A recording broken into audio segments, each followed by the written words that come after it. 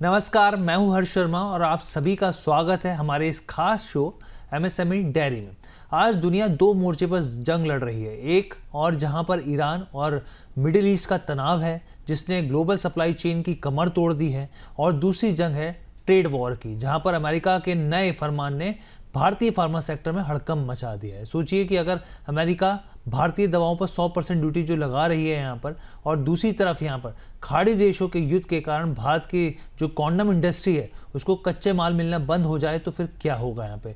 इसी तमाम तरह की चीज़ों से जूझ रहा है इस समय हमारा जो फार्मा सेक्टर है, और इन तमाम चीज़ों पे आगे क्या हो सकता है, किस तरह की परिस्थितियाँ पैदा हो सकती हैं, इसका हल क्या हो सकता है, उस पर बातचीत करने के लिए हमारे साथ बेहद ही दिग्गज मेहमान जुड़ रहे हैं। और जेपी पाठक साहब हैं। सर बहुत बहुत धन्यवाद, जो कि फार्मा एक्सपर्ट हैं, हमारे साथ जुड़ने के लिए। थैंक यू हर्ष।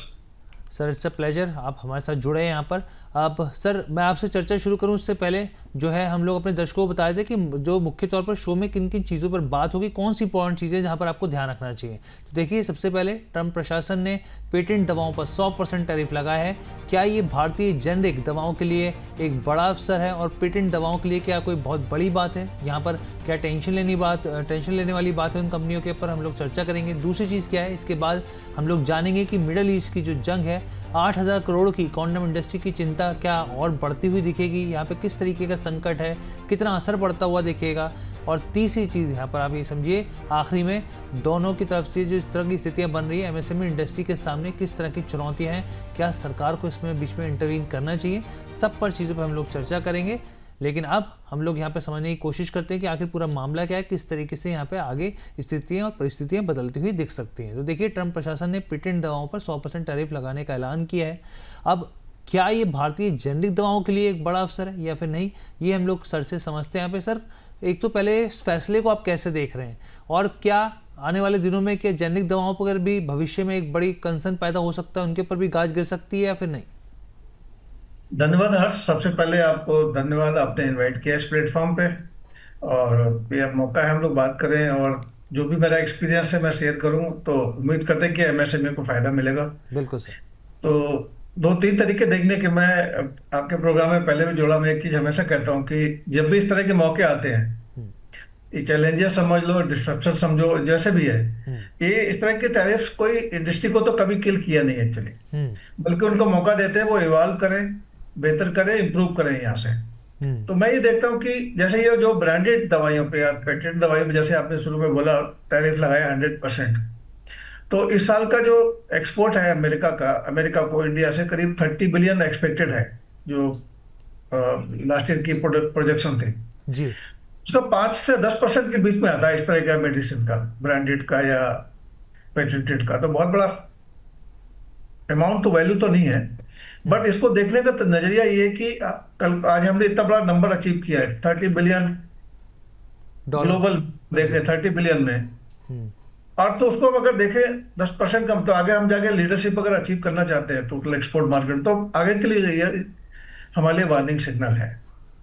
तो ये इस तरह से मैं बोलता हूँ, जैसे 40% जेनरिक मार्केट की हिस्सेदारी अमेरिका में हमारी है, वो बहुत बड़ा नंबर है। लेकिन वहीं पे मैंने लास्ट प्रोग्राम में भी बोला था, आज फिर बोलता हूँ कि ओवर डिपेंडेंसी किसी एक कंट्री में, जैसे मैं एमएसएमई को भी बोलता हूँ जिनको मैं सपोर्ट करता हूँ, कि किसी भी, चाहे एक मार्केट है, चाहे एक ब्रांड है, चाहे एक कस्टमर है, जहाँ पे भी डिपेंडेंसी आप एक जगह है, वो बहुत रिस्क है उसमें, तो डाइवर्सिफाई तो करना चाहिए। तो इस तरह से मैं इस टैरिफ को देखता हूँ कि शॉर्ट टर्म में कब होगा, और जैसे कि इंडियन इंडस्ट्री ने बहुत बार प्रूव किया है, शायद इस बार इससे बेहतर ही करेंगे। ठीक है सर, आपने अभी एक शब्द का इस्तेमाल किया कि वार्निंग साइन है। मैं आपसे ये समझना चाहता हूँ यहाँ पे, क्योंकि आपने अभी बताया $30 बिलियन के आसपास का एक्सपोर्ट हुआ है सर यहाँ पर। तो अब आगे जिस तरीके से परिस्थितियाँ बदल रही हैं यहाँ पर, तो क्या हम लोग मान के चले कि ये जो यहाँ पर एक्सपोर्ट का नंबर है वो घटता हुआ दिख सकता है यहाँ पे? दूसरी चीज़ सर यहाँ पे मैं आपसे समझना चाह रहा हूँ, क्योंकि बार बार निकल के आता है कि भाई जेनरिक दवाई जो है बार बार बच जाती है। इसके पीछे के लॉजिक्स ये दिए जाते हैं क्योंकि अमेरिका के अंदर जो है जेनरिक दवाई सस्ती है, भारत में भी है यहाँ पर, और वहाँ पे जो इसके ऊपर निर्भरता है वो ज़्यादा है यहाँ पर। तो मैं इस लिहाज से समझना चाह रहा हूँ कि सर जो वार्निंग सिग्नल है वो क्या है, और किस चीज़ों को यहाँ पे ध्यान में रखना चाहिए? जैसे हर्ष आपने बढ़िया पॉइंट उठाया है, जैसे मैंने बोला कि 40% जेनरिक में हमारी कंट्रीब्यूशन है, हिस्सेदारी है, और सस्ती है ऐसा परसेप्शन है, क्योंकि अमेरिका ने कभी नहीं बोला कि हमको सस्ती दवाई चाहिए, वो हमेशा क्वालिटी पे जोर देते रहे। हम्म, और उनका जो प्रोडक्शन कॉस्ट है, अगर हम रॉ मटेरियल को अलग रख दें, लेबर कॉस्ट देखें तो 40% हमसे ज्यादा है। हम्म, तो अगर हम 40 जो टैक्स अगर हम उस जेनरिक पे देखें मार्केट को, तो उनके लिए वो उतनी बड़ी प्रॉब्लम है। हम्म, अगर मान लो हम सप्लाई कम कर दें तो उनकी डिमांड पूरी करने के लिए एक स्केल अप करना होगा इमीडिएटली, जो पॉसिबल नहीं होता किसी भी कंट्री के लिए हम्म, या किसी भी कंपनी के लिए।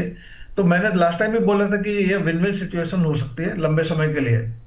हाँ, जो मेरा जो पॉइंट था, वार्निंग सिग्नल इस तरह, कल को जो हम लीडरशिप अचीव करना चाहते हैं हम्म, और इस तरह की हिकअप आते हैं, तो शॉर्ट टर्म में तो झटका लगेगा ही हमको। जैसे ट्रक जा रहा है रोड पे और स्पीड ब्रेकर आ गया, हम्म, तो ट्रक ब्रेक लेगा, गियर बदलेगा, दोबारा स्पीड पकड़ने टाइम लगता है। हम्म, 40% लाइक उस तरह का है, जैसे मोटरसाइकिल में कोई जंप मारा, उसको जर्क लगा और तुरंत संभल गया।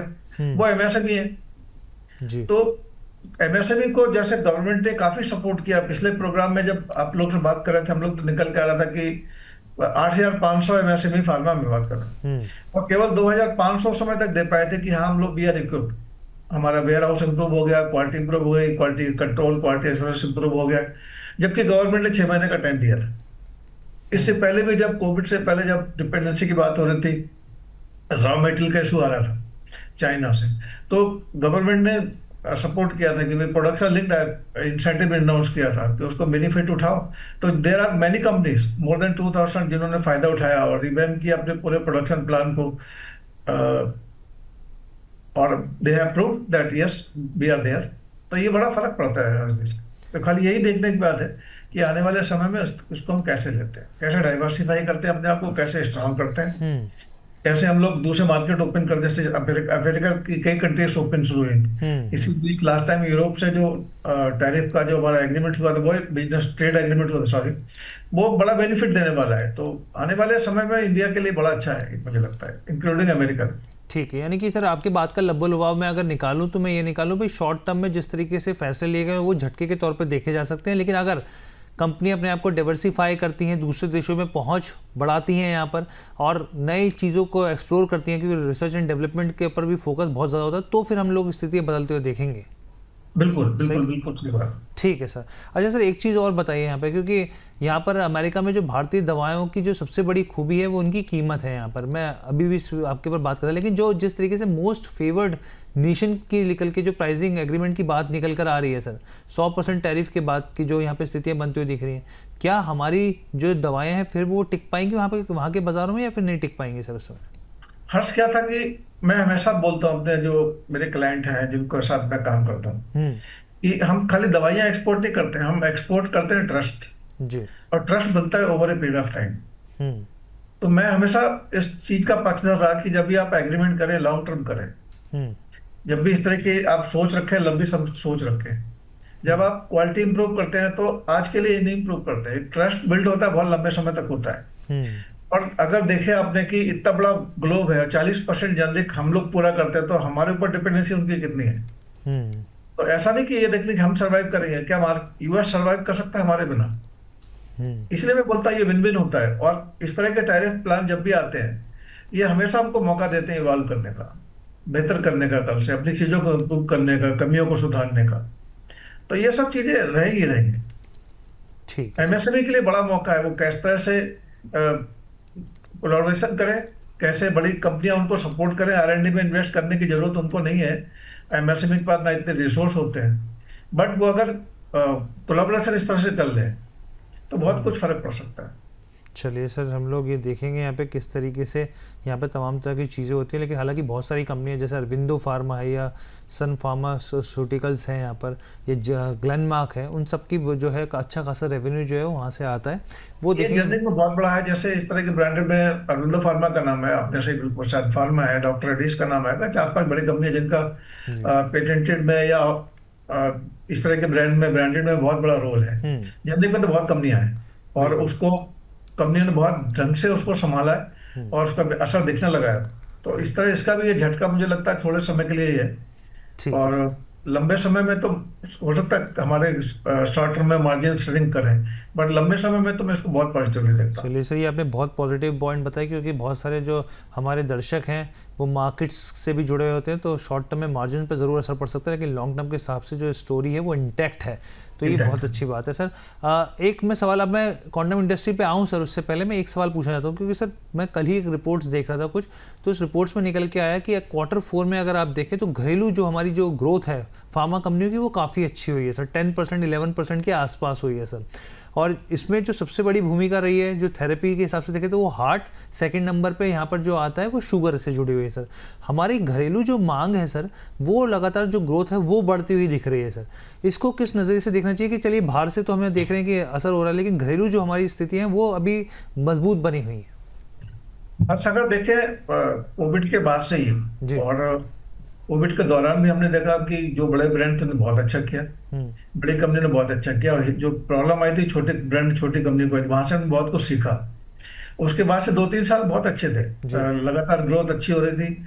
Q3 भी अच्छा गया था, और Q4 के रिजल्ट भी बहुत अच्छे प्रेजेंट किए कंपनियों ने। और जो आपने बोला कि इस समय जो नंबर 1 पे है कार्डियो, जिसमें एंटी हाइपरटेंसिव आते हैं, नंबर 2 पे आ गया है गैस्ट्रो, जो खान पान से रिलेटेड है। इससे पता लगता है कि कब लोगों के पास पैसा है, इन्वेस्ट भी कर रहे हैं, अपनी लाइफ स्टाइल भी इम्प्रूव कर रहे हैं, तो लाइफ स्टाइल से रिलेटेड प्रॉब्लम भी बढ़ रही है। और नंबर 3 पे डायबिटिक, जैसे शुगर से रिलेटेड बीमारियां हैं। तो अवेयरनेस बढ़ने के साथ जो पैसा है जिसको लोग खर्च करना चाहते हैं खान पान पे, जिसकी वजह से गैस्ट्रो, और लाइफ स्टाइल की वजह से डायबिटीज, तो इसका फ्यूचर बढ़ेगा। साथ साथ में विटामिन है, प्रोबायोटिक्स है, इनका मार्केट काफी अच्छा कर रहा है, और पिछले समय से लगातार अच्छा करता चला जा रहा है। तो मैं तो ये बात देखता, कई सालों से मैं बोलता रहा था लगातार कि इंडिया अगर ढंग से मार्केट एक्सपेंशन में काम करे तो हमारे को कोई कंपटीशन नहीं है, देखा जाए तो we are competition to the world. तो जी। मैं इसको बहुत पॉजिटिवली देखता हूँ, और आने वाले समय मुझे लगता है इंडियन फार्मा के लिए और भी अच्छा है। चलिए बहुत अच्छी बात है सर। यहाँ पे जिस तरीके से ग्रोथ देखने को मिल रही है वॉल्यूम के आधार पे भी, तो वो काफ़ी जो है स्थिति बेहतर दिखा रही है यहाँ पे। अब मैं सर बात करना चाहूँगा क्वांटम इंडस्ट्री के बारे में। यहाँ पर भी एक संकट पैदा होता हुआ दिख रहा है भारत का, जो अगर इस इंडस्ट्री को देखें बाजार कच्चे माल के हिसाब से तो करीब 8,000 करोड़ के आसपास की जो स्थिति है वो साफ तौर पर दिखती है। अगर यहाँ पे उत्पादन के हिसाब से देखें तो भाई किस तरीके से होता है, जो इंपॉर्टेंट चीज़ अपने दर्शकों को समझाने के लिए, बल्कि आप बेहतर समझाएंगे, यहाँ पे प्राकृतिक लेटेक्स और सिंथेटिक जो रबड़ होता है उस पर काफ़ी हद तक निर्भर होता है। यहाँ पे कच्चे रबड़ और केमिकल की जो लागत है वो बढ़ रही है यहाँ पर, और हम लोग देख रहे हैं कि यहाँ पे इसमें अमोनिया जो होता है बेसिकली जो खाड़ी के देशों से यहाँ पर जो आता है वो भी इसमें भी एक अच्छी खासी हिस्सेदारी यहाँ पर है यहाँ पे। अब सर पहले तो स्थिति ये थी कि भाई स्ट्रेट ऑफ हॉर्मुज जो है वो खुल गया, लेकिन कल जिस तरीके से ओमान पर अटैक हुआ और उसके बाद स्थिति और बदलती हुई दिखी। इसरान ने कहा कि भाई स्ट्रेट ऑफ हॉर्मुज हम लोग फिर बंद कर रहे हैं, यानी कि अभी जो है जंग की स्थितियाँ वो बनी रहेंगी। और इस तरह के बड़े जंग में ऐसा होता है कि भाई एकदम से सब चीज़ें एकदम से ठंडी नहीं पड़ जाती सर। कितना बड़ा संकट देख रहे हैं आप इस इंडस्ट्री के लिए? जैसे हर्ष साहब ने बोला, दोनों इशू अलग अलग दिखते हैं, लेकिन कहीं ना कहीं पे देखेंगे तो उनका इम्पैक्ट दोनों का एक तरह का ही दिख रहा है जी। और जैसे शुरू में हम लोगों ने बात की कि ओवर डिपेंडेंसी कहीं पे भी किसी चीज पे भी खराब, तो यहाँ पे तो और भी ज्यादा है कि 8,000 करोड़ का मार्केट है, और 990% करीब 80 to 90%, जैसे आपने 86% बोला, तो I can say as good as 90% की करीब डिपेंडेंसी है। तो आप समझ सकते हो कि, और ये मार्केट ऐसा है कि इसकी जो कंजम्पशन है या डिमांड है वो तो स्टेबल टाइप की है, कम तो होती नहीं है। हम्म। तो आने वाले समय में इमीडिएटली इसमें बहुत फर्क फर्क पड़ेगा, प्रोडक्शन कॉस्ट ऊपर जाएगी जाएगी, रॉ मेटेरियल की कॉस्ट ऊपर जाएगी जाएगी, तो मार्जिन तो एकदम श्रिंक करेंगे, और ये ड्रॉबैक है कम तो शॉर्ट टर्म में। बट लंबे समय में ये भी बहुत कुछ सिखा के जाएगा। जैसे मैं एग्जांपल दूं आपको 3, जापान अगर देखें, जापान ने ऑलमोस्ट अपनी डिपेंडेंसी खत्म कर दी है एक्सपोर्ट पे, जी। सॉरी इम्पोर्ट पे। इम्पोर्ट पे लोगों जी। ने ग्रीन एनर्जी पे बहुत काम किया, ऑस्ट्रेलिया बहुत काम किया, जर्मनी ने बहुत काम किया है, उन्होंने अपनी सब्सिडी बनाई है। तो इंडिया में भी वो मौका है कि वो जो ग्रीन अमोनिया है जिस पे काम करें, और जहाँ पे भी रिसोर्स है रिच गैस के, वहाँ टाइप करना चाहिए। जैसे रसिया हो सकता है, अफ्रीका हो सकता है, जहाँ से बहुत कुछ ये हिस्सेदारी बढ़ा सकता है, जहाँ पे बहुत कुछ कर सकते हैं। तो समय छोटे समय में लगता है कि मार्जिन बहुत श्रिंक करेंगे। और जैसे आपने पूछा क्या करना चाहिए, तो वो एक बड़ा सिंपल सा मेरा सवाल था, शुरू से मैं बोलता लोगों को कि अगर पूल करना शुरू कर दें, आपकी डिमांड कितनी है, और अगर पूल कर लेते हैं 4-5 एमएसएमई मिल जाए तो नेचुरली उनकी बार्गेनिंग कैपेसिटी बढ़ जाएगी। ये बार्गेन करने वाला एक होगा, डिमांड 4 की एक जगह होगी तो बहुत बड़ा फर्क पड़ता है, जो अभी तक शायद इंडिया में नहीं होता है। कुछ बिल्कुल लोग इंडिविजुअल करते हो अपने अपने लेवल पे, तो अलग। मैं चाहता हूँ बड़े लेवल पे ये काम शुरू हो जाए। बिल्कुल सर, और मुझे लगता है आपका जिस तरीके का एक्सपीरियंस है सर, बहुत हमारे लिए काम का, हमारे दर्शकों के लिए काम का, बहुत बेहतरीन जानकारी आप साझा कर रहे हैं हमारे लिए, बहुत अच्छी धन्यवाद। बात है सर। अब लेकिन सर एक चीज़ बताइए, क्योंकि हमारे देश की जो रीढ़ है इकोनॉमी की वो एसएमई मानी जाती है और बहुत अलग अलग सेक्टर में डाइवर्सिफाई है तमाम चीज़ें सर। अब इस इंडस्ट्री पे जो है, ये जो कॉन्डम इंडस्ट्री है, उसके ऊपर ये कितना गहरा इम्पैक्ट डालते थे, क्या झेल लेगी इस तरीके के झटके को यहाँ पर? क्योंकि हम लोग देख रहे हैं कि बहुत सारे सेक्टर पे सरकार का फोकस आता है, लेकिन किस तरह के छोटे मोटे जो सेक्टर होते हैं, हालांकि नंबर इसमें बड़ा है लेकिन फिर भी वो थोड़ा अछूता रह जाता है यहाँ पर। बिल्कुल हर्ष, आपका पॉइंट आपको बहुत वैलिड है। और मैं चूंकि बड़ा पॉजिटिव सोच का आदमी हूँ, तो मैं इस तरह सोचता हूँ अगर 86% उनकी डिपेंडेंसी हमारे ऊपर है, ऐसा भी देख सकते हैं। जी। तो जैसा कि पॉइंट बहुत वैलिड है आपने जो बोला, जैसे चाहे वोमेन पे झटके का हो या हार्मोन्स को बंद करने का है, तो इसका फर्क तो दिखेगा। देखो, ऐसा नहीं बोल सकते कि इतना आसान है।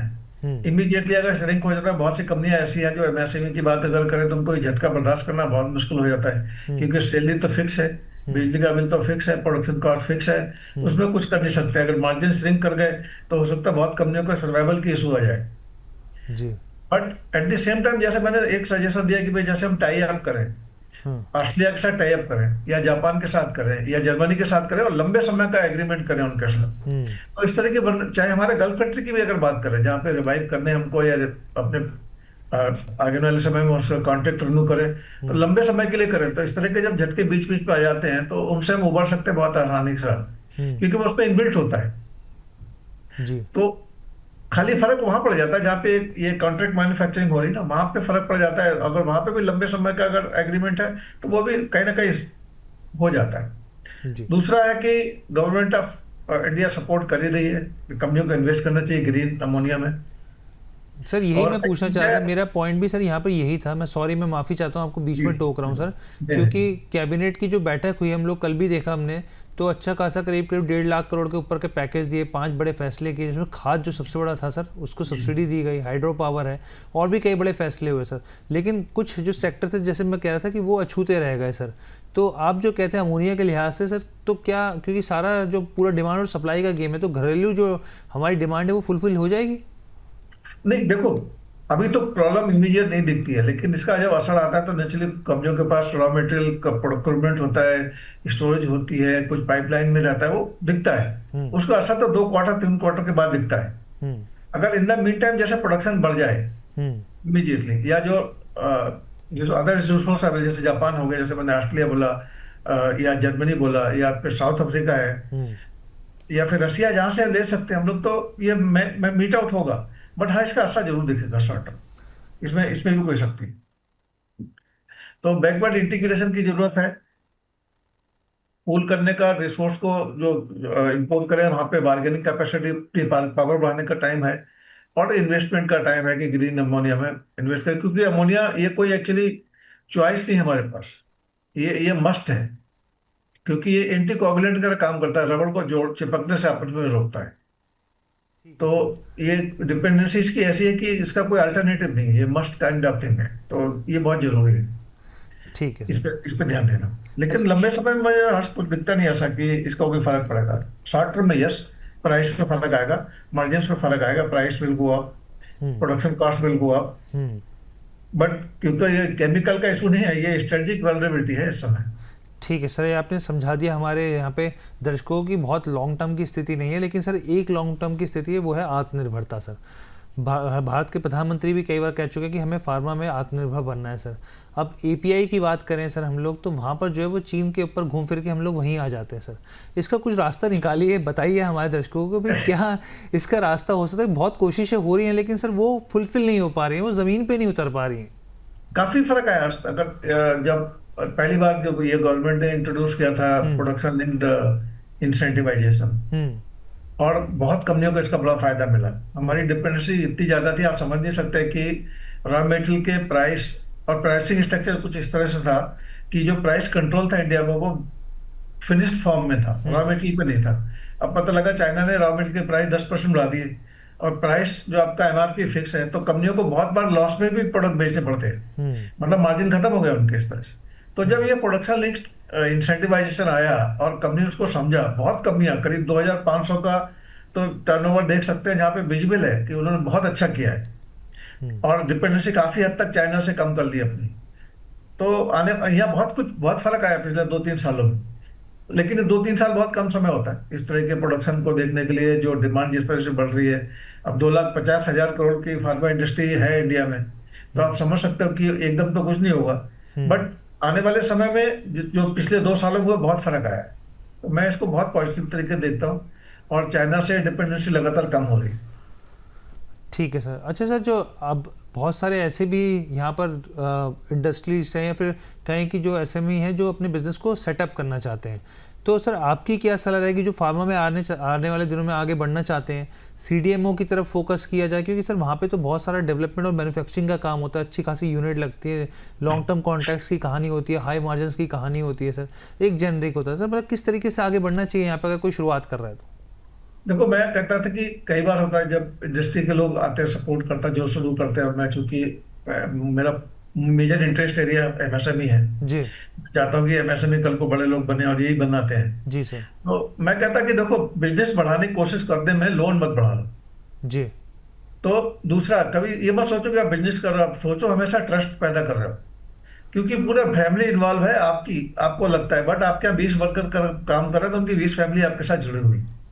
तो उस तरह से देखो कि किस तरह से आपको करना है। तो जो जो चीजें जरूरत है, क्वालिटी पे कभी कंप्रोमाइज मत करो, हमेशा ध्यान रखो। आपके सप्लाई चेन का बहुत बड़ा इशू है, उसको इम्प्रूव करो। आपके स्टोरेज की कैपेसिटी का इशू है, वो इम्प्रूव करो। और लंबे समय का अगर प्लान बनकर आप बना के आते हो और आपके टाई अप इस तरह से होते हैं जो लंबे समय तक रखते हैं, चाहे आपके सप्लायर हैं जिनको आप सप्लाई करते हो, जो आपको सप्लाई करते हैं, वहां पे अगर ट्रस्ट बिल्ड हो जाता है, मार्जिन श्रिंक भी होते हैं कभी, तो बिजनेस को खतरा नहीं होता। तो मेरे यही 2 सजेशन रहते हैं उनको कि भाई, एक लंबे समय तक सोचो, शॉर्ट टर्म में कुछ नहीं होता है। और दूसरा, बिजनेस पे ध्यान देने से ट्रस्ट पे ध्यान दो, कि क्वालिटी पे कंप्रोमाइज मत करो, अपने जो कमिटमेंट है उनको मीट आउट करो टाइमली। ठीक है सर। तो सर बहुत अच्छा लगा मुझे आपके साथ शो करके, मज़ा आया सर। आपके जो फीडबैक्स थे यहाँ पर ख़ासतौर पर एमएसएमई सेक्टर के लिए जो नई शुरुआत करना चाहते हैं, उनको ये बात बहुत ज़रूर गांठ बांध लेनी चाहिए यहाँ पर कि भाई लोन जो है वो एक बड़ा कंसर्न पैदा कर देता है यहाँ पे। अगर आप इसके ऊपर बहुत ज़्यादा निर्भरता रहेंगे तो फिर हो सकता है कि आपके आगे की स्थितियाँ भी और ख़राब होती हुई दिखे। लेकिन हाँ सर, जो काम की बात थी, जो निचोड़ था, वो आपने ये ज़रूर बताया कि अभी जो शॉर्ट टर्म ज़रूर पेन हो सकता है, लेकिन लॉन्ग टर्म गेन ही गेन दिख रहा है यहाँ पे तमाम चीज़ों को लेकर। Thank you so much sir, बहुत बहुत धन्यवाद, आपने अपना कीमती समय दिया हमारे साथ जुड़ने के लिए। Thank you. मैं तो हमेशा बोलता हूँ कि अपने जो जुड़ते हैं मेरे साथ एमएसएमई के पार्टनर्स, ओनर्स, मैं कहता भाई बिजनेस बढ़ाओ, लोन मत बढ़ाओ। दूसरा, शॉर्ट टर्म में कुछ होता नहीं है। और जो एक मुझे किस्सा याद आया, मैं 2 मिनट लूँ आपके? बिल्कुल बिल्कुल सर जी। कि मैं एक दिन श्रीनगर में काम कर रहा था, तो टैक्सी ड्राइवर ने पूछा हमको, सब कहवा पियेंगे? तो मैंने कहा पिलवा। एक जगह हम कहवा पीने के लिए रुके, तो उसने वहां पे बात बोली, वो मेरी लाइफ लॉन्ग लर्निंग हो गई। सेड कि भाई साहब, एक चीज याद रखना, जो चीज आपको शॉर्ट टर्म में मजा दे वो लाइफ में लंबे समय में नुकसान ही नुकसान है उसके। वाह। और जो लंबे समय के लिए फायदा देखते हो, तो शॉर्ट टर्म में झटके लेते, वही झटके ही है जो आपको मौका देते हैं। इवॉल्व करो, स्ट्रेटजी इंप्रूव करो, टाई अप करो, प्रोडक्शन कॉस्ट बढ़ाओ और क्वालिटी पे ध्यान दो। तो जब भी एमएसएमई आता है, कोई नया शुरू करने वाला है, तो शॉर्ट टर्म में कुछ सोच के मत आओ कि ओवरनाइट कुछ हो जाएगा, बट लंबे समय में ट्रस्ट बिल्ड होती है, तो इस तरह के हिकअप आते रहेंगे, जाते रहेंगे, बट बिजनेस कंटिन्यू ग्रो करेगा। चलिए सर, बहुत मुझे लगा अच्छा आपके साथ शो करके, और हमें लगता है कि हमारे दर्शकों को भी बहुत काम की बारीक जानकारी आपकी तरफ से मिली होंगी। बहुत बहुत धन्यवाद सर। धन्यवाद हर्ष, और बहुत अच्छा लगा आपसे बात करके। मुझे लगता है कि अगर हम थोड़ा सा भी कंट्रीब्यूट कर सकते हैं आपके दर्शकों के लिए, तो मेरे लिए बड़ा सौभाग्य की बात। ठीक है sir, thank you so much. बहुत बहुत धन्यवाद। तो ये एमएसएमई डायरी में खास पेशकश हम लोग लेकर आए थे आपके सामने। यहाँ पे फार्मा को लेकर किस तरह की दिक्कतें इस समय यहाँ पर जो है जो इंडस्ट्री है वो फेस कर रही है, और आने वाले दिनों में क्या स्थितियाँ देखने को मिल सकती हैं। उम्मीद करते हैं आपको ये शो पसंद आया होगा। फिलहाल के लिए मुझे इजाज़त दीजिए, बहुत बहुत धन्यवाद।